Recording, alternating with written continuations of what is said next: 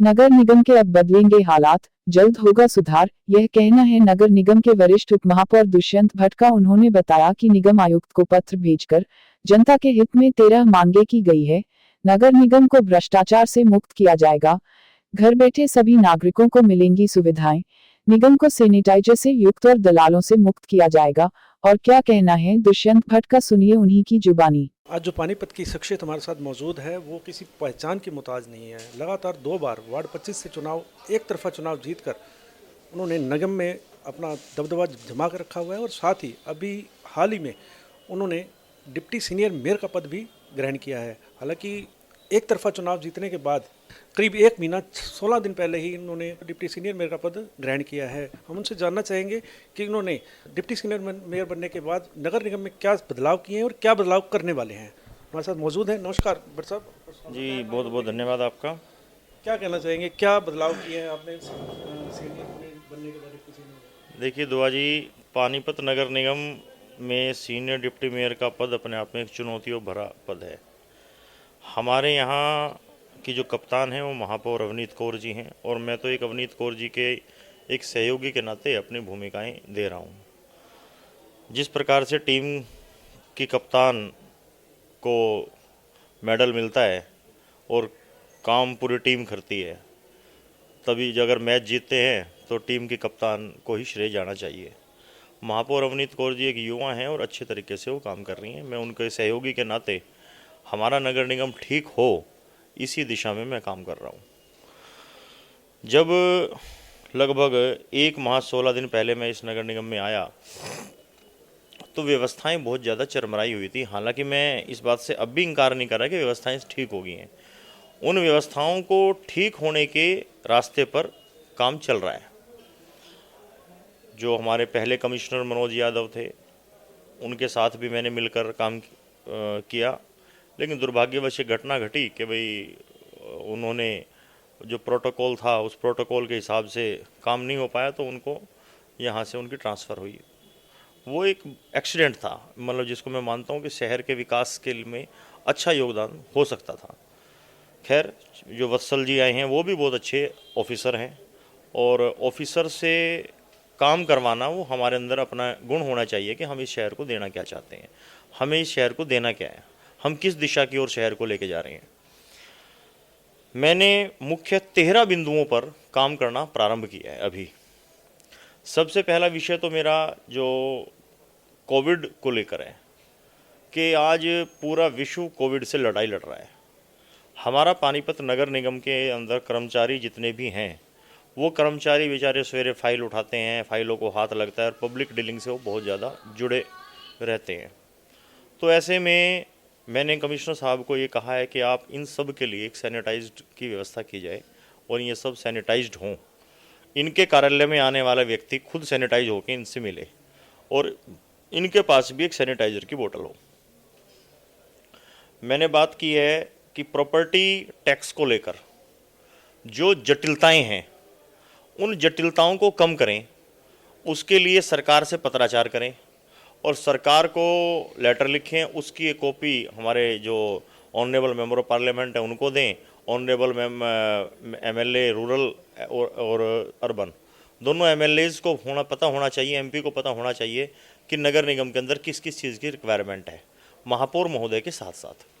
तो उस पर मैंने कमिश्नर साहब को एक एडवाइस दी है, क्योंकि मैं मेन तो साइनिंग अथॉरिटी कमिश्नर साहब हैं, लेकिन हम उनको एक सलाह दे सकते हैं शहर के इंटरेस्ट के लिए।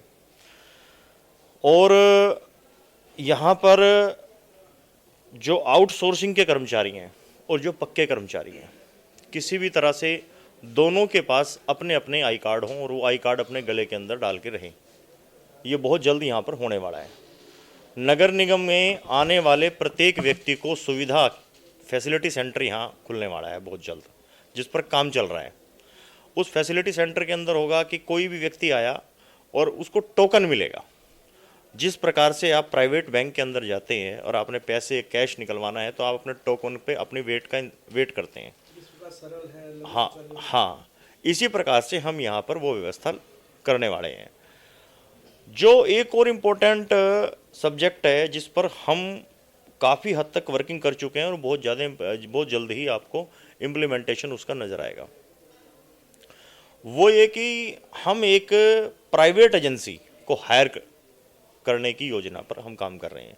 कमिश्नर साहब को भी मैंने रिक्वेस्ट की है, मेयर मैडम को भी ये कहा है, और अपने लोकल एमएलएज एमपीज साहब को भी ये बात कही है कि हम एक प्राइवेट एजेंसी को हायर करें। 26 वार्ड हैं और कम से कम 26 वार्डों के अंदर 26 लोग हों, एक वार्ड के लिए एक व्यक्ति, और एक हेल्पलाइन नंबर जारी हो कारपोरेशन के अंदर।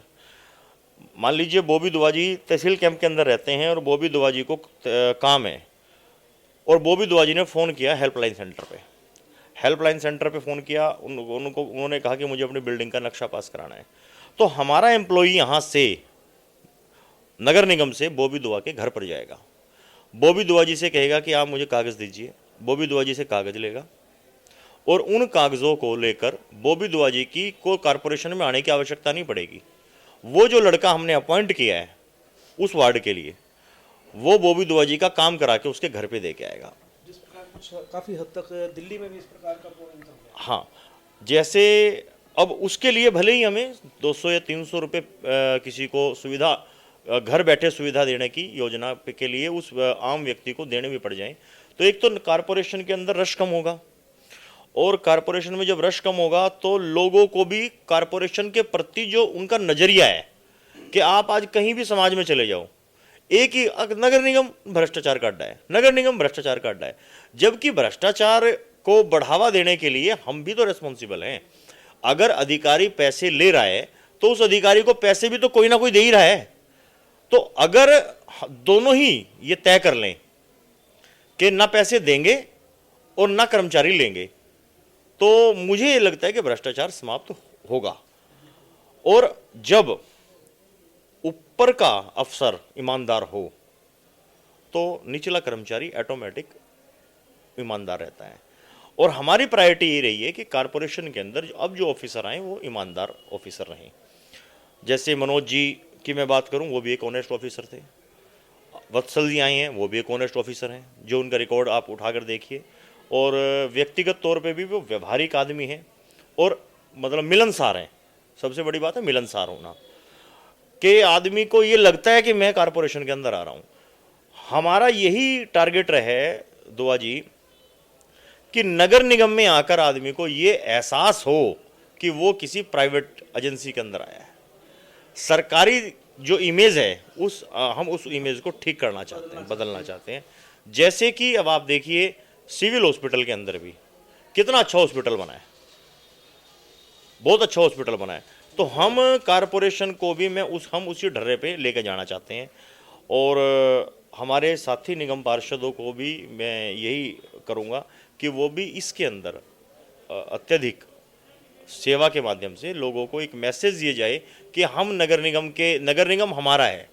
जब हम ये मान लेंगे कि मैं निगम पार्षद हूँ, मैं सीनियर डिप्टी मेयर हूँ या डिप्टी मेयर हूँ या मेयर हूँ, और ये कारपोरेशन के अंदर रहने वाला प्रत्येक कर्मचारी मेरा परिवार है, जनता भी मेरा परिवार है। हम जनता और सरकार कर्मचारियों के बीच में एक सेतु हैं, मीडिएटर हैं, दोनों के बीच सामंजस्य स्थापित करने के लिए।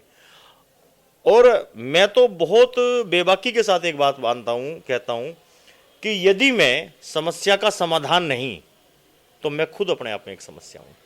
मुझे समस्या का समाधान होना चाहिए, ना कि शोर शराबा मचा के अपनी बात को ऊंचा करके जनता की नज़रों में सरकार की छवि खराब करने का अभिप्राय नहीं होना चाहिए। समस्या का समाधान होना चाहिए। साहब, ईमानदारी की मिसाल मिलती है आपके नाम की, और साथ ही जिस प्रकार से आपने पार्क बनवाए हैं, मनोहर पार्क बनवाया या कोई भी पार्क बनवाए हैं, वो भी आज टिके हुए हैं और अच्छी तरह अच्छे सेटलाइज हुए हैं, बिल्कुल सेटअप अच्छा हुआ है उनका। इस प्रकार से जिस प्रकार नगर निगम का जो पुराना कार्यालय था इसको अब शिफ्ट किया गया दूसरी जगह पर, यहाँ पर लोग परेशान होते थे, फिलहाल वहाँ पर भी परेशान हो रहे हैं, उसके बारे में क्या रहेगा? उसके लिए मैंने कमिश्नर कारपोरेशन से ये कहा है कि नगर निगम की अपनी खुद की एक बिल्डिंग होनी चाहिए। पहले हमारा एक एग्रोमॉल पे प्लानिंग चल रही थी, अभी जब तक एग्रोमॉल में हम शिफ्ट नहीं होते तब तक मैंने कहा है कि हमारा ये पालिका बाजार के जो 2 ऑफिस हैं, एक ये और वो बिल्डिंग, इन दोनों बिल्डिंगों की आपस में कनेक्टिविटी होनी चाहिए। दोनों की आपस में कनेक्टिविटी हो ताकि लोगों को सहूलियत मिले, लोग धक्के ना खाएं, परेशान ना हो। और आप देखिए जब फैसिलिटी सेंटर हमारा हो जाएगा, हमारा होम डिलीवरी सर्विस हो जाएगी, तो आप ये देखेंगे ना कि कारपोरेशन के प्रति नज़रिया लोगों का बदलेगा। यहाँ पर पर भी लोग परेशान हो रहे थे। पहले लोगों को हाउस टैक्स भरने के लिए काफ़ी दिक्कत आ रही थी, अभी वहाँ पे भी फिलहाल यही प्रॉब्लम चल रही है। काफ़ी दिन से लोग परेशान हो रहे हैं, आए दिन आईडी नहीं बन रही, कभी उनका नेट नहीं चल रहा। उस बारे में भी कुछ कार्रवाई हो गई या कुछ चलेगी आगे की प्रक्रिया? कुछ चीज़ें ऐसी होती हैं जो स्वाभाविक होती हैं। सरप्राइज विजिट किया करेंगे वहाँ पे जाकर एक बार कर्मचारियों को? 100% मैं तो करता भी हूँ।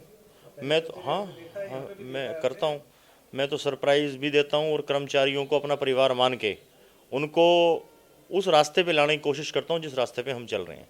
हम ये चाहते हैं कि ये शहर भी उनका है, हम भी उस शहर के हैं।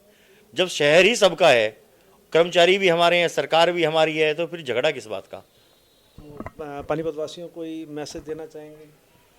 मैं पानीपत नगर निगम में रहने वाले सभी जनता को यही संदेश देना चाहता हूं कि आप इस नगर निगम को अपना नगर निगम समझें और किसी भी समस्या के समाधान के लिए मैं खुद आप सबके सुझाव आमंत्रित करता हूं। आप बहुत जल्दी कॉरपोरेशन एक पोर्टल बनाने जा रहा है जिस पर नगर निगम के अंदर रहने वाले कोई भी व्यक्ति उस पर अपने सुझाव दे सकता है और जो सर्वश्रेष्ठ सुझाव होगा उसको हम अमल करेंगे और उस व्यक्ति को बाकायदा हम सम्मानित भी करेंगे।